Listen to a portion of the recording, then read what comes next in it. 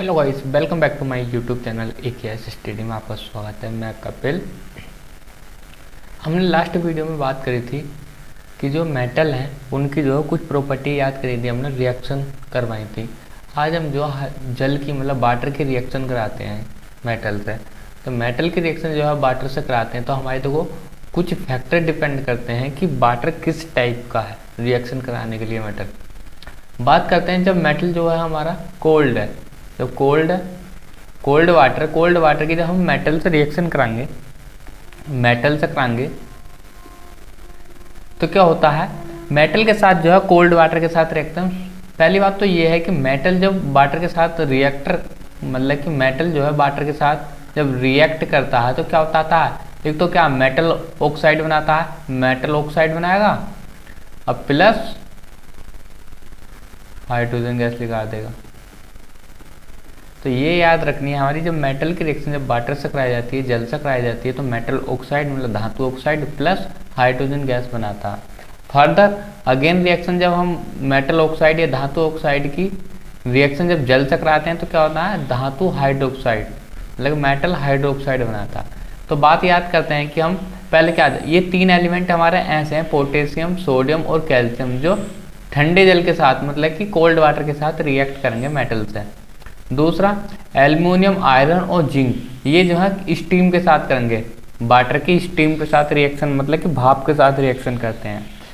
और बात करते हैं इनकी लेड, कॉपर, गोल्ड और एजी, ये जो है वाटर मतलब कि मेटल के साथ रिएक्शन करते ही नहीं है। अब बात करते हैं मैग्नीशियम। मैग्नीशियम जो है ये गर्म जल मतलब कि हॉट वाटर के साथ रिएक्शन करेगा, जब मेटल से रिएक्ट करेगा तो हॉट वाटर के साथ करेगा। कैल्शियम और मैग्नीशियम जल के साथ अभिक्रिया करने पर तैरने लगते हैं। जब कैल्शियम और मैग्नीशियम की जब रिएक्शन कराते हैं मेटल के साथ तो उसकी सतह पर तैरने लगते हैं और गैस के बुलबुले धातु के साथ चिपक जाते हैं, क्योंकि बुलबुले काय के लिए करेंगे, हाइड्रोजन गैस लिख रहेगी, हाइड्रोजन गैस के बुलबुले धातु के साथ जो है चिपक जाएंगे। उस हमें यही प्रॉपर्टी याद रखनी थी कि मेटल की जब वाटर के साथ रिएक्ट करना होता है तो क्या होता है रिएक्शन में। बात करते हैं कुछ अदर प्रॉपर्टी। जब धातु की तनु अम्ल के साथ अभिक्रिया, जब मेटल की कंसंट्रेटेड एसिड के साथ करेंगे रिएक्ट तो क्या होगा, जब कंसंट्रेशन एसिड की बात जब मेटल के साथ रिएक्ट करेंगे तो हमारा साल्ट बनेगा प्लस हाइड्रोजन गैस बनेगी। तो ये है। देखो आयरन की क्रिया किससे कराते हैं, अम्ल से कर रहे हैं। देखो रिएक्शन कैसा करता है, जब मेटल की रिएक्शन HCl से करेंगे तो देखो ये जब तोड़ेंगे तो ये माइनस में टूटेगा या प्लस में टूटेगा। अब ये क्या हमारा आयरन प्लस वाला होता है तो ये माइनस वाले के पास जाएगा, तो माइनस वाला क्या हमारे पास क्लोरीन है।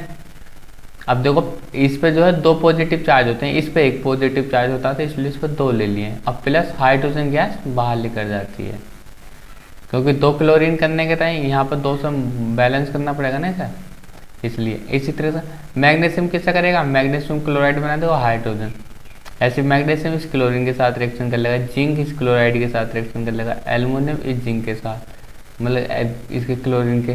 तो देखो एल्युमिनियम पर हमारे 3 प्लस के चार्ज होते हैं और क्लोरीन पर 1 माइनस का चार्ज होता है, तो इसलिए यहाँ पर जो है बैलेंस करने 3 करने के टाइम क्लोरीन 3 ले लिए और हाइड्रोजन गैस लेकर जाएगी।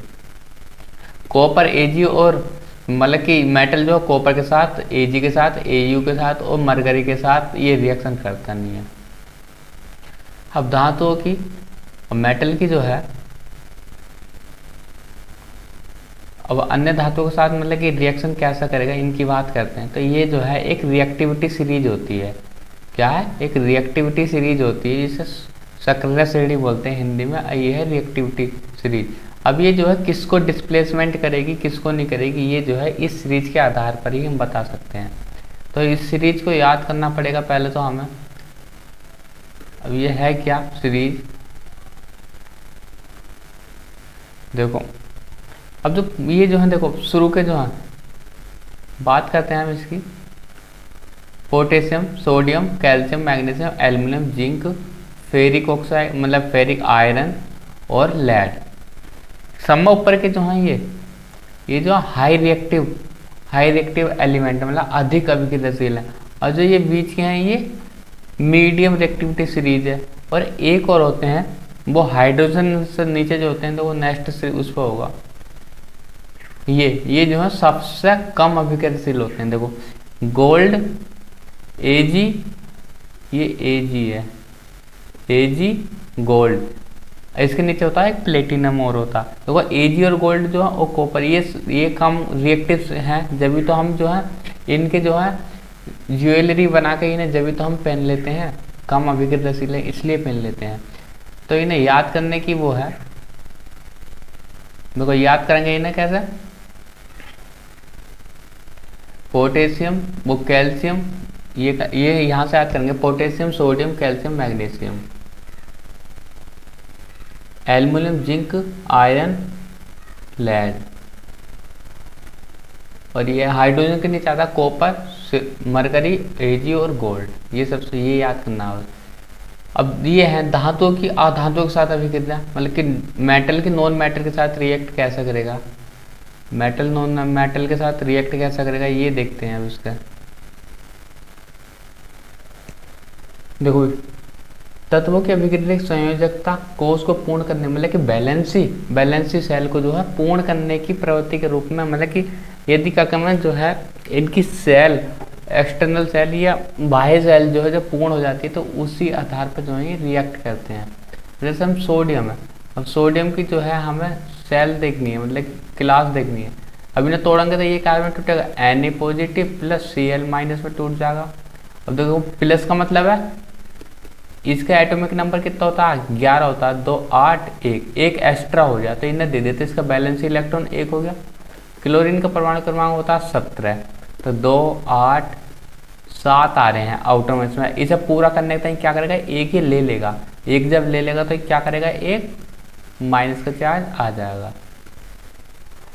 आयनिक यौगिक विपरीत आवेश आयन एक दूसरे को आकर्षित करते हैं तथा मजबूत स्थिर विद्युत बल मतलब कि आयनिक यौगिक क्या होते हैं, जैसे ये NaCl है हमारा नमक है, सोडियम क्लोराइड, जब इसे ब्रेक करेंगे आयनिक में तो ये यही तो टूटेगा, Na पॉजिटिव और Cl माइनस में टूट जाएगा, बस इसे ही आयनिक बोलते हैं। और आयनिक यौगिक को ये गुण पढ़ लेते हैं, प्रॉपर्टी इनकी।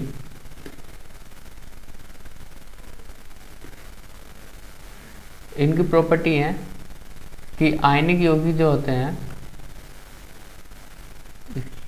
भौतिक प्रकृति, मतलब फिजिकल नेचर कैसा है इनका, ये फिजिकल नेचर में कैसे होते हैं, ये ठोस सॉलिड फॉर्म में होंगे, ये सॉलिड होंगे, और कैसे होंगे, सम हार्ड होंगे, मतलब इनकी हार्डनेस होएगी। ये भंगुर होते हैं, मतलब कि ये ब्रिटल होते हैं, इन पर यदि कोई हम हैमर उमर मारते हैं, चोट मारते हैं, हथौड़े उतड़े से चोट मारते हैं तो ये क्या होते हैं, ब्रेक हो जाते हैं। तो इसलिए इन्हें क्या बोलते हैं, ब्रिटल मेटल भी बोलते हैं, मतलब भंगुर हो जाते हैं। दूसरा गलनांक और कथनांक, मतलब मेल्टिंग पॉइंट और बॉइलिंग पॉइंट। इनके बॉइलिंग पॉइंट और मेल्टिंग पॉइंट क्या है, तो गलनांक को बोलेंगे मेल्टिंग पॉइंट और कथनांक को बोलेंगे बॉइलिंग पॉइंट।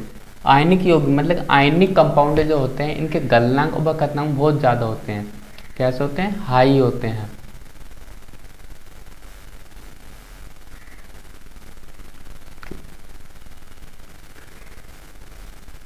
आयनिक यौगिकों के जो है मेल्टिंग पॉइंट और बॉइलिंग पॉइंट हाई हो जाएंगे। मेल्टिंग पॉइंट और बॉइलिंग पॉइंट क्या है, इनके हाई होते हैं, हाई।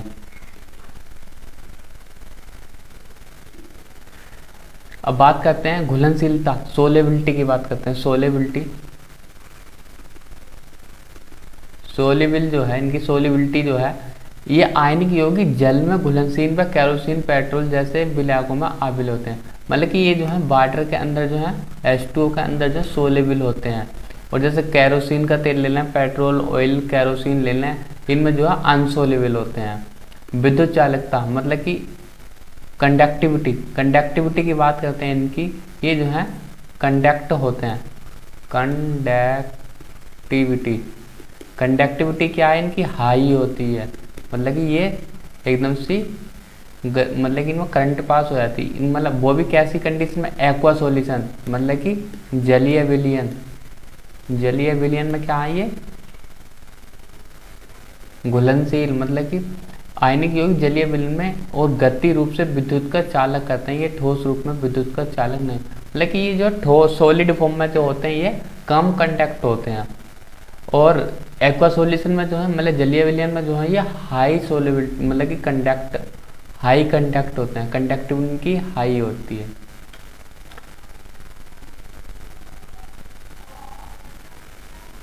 और धातुओं को प्राप्त करने की कुछ, ये धातुओं को किस तरीके से प्राप्त करा जाएगा, इनकी जो है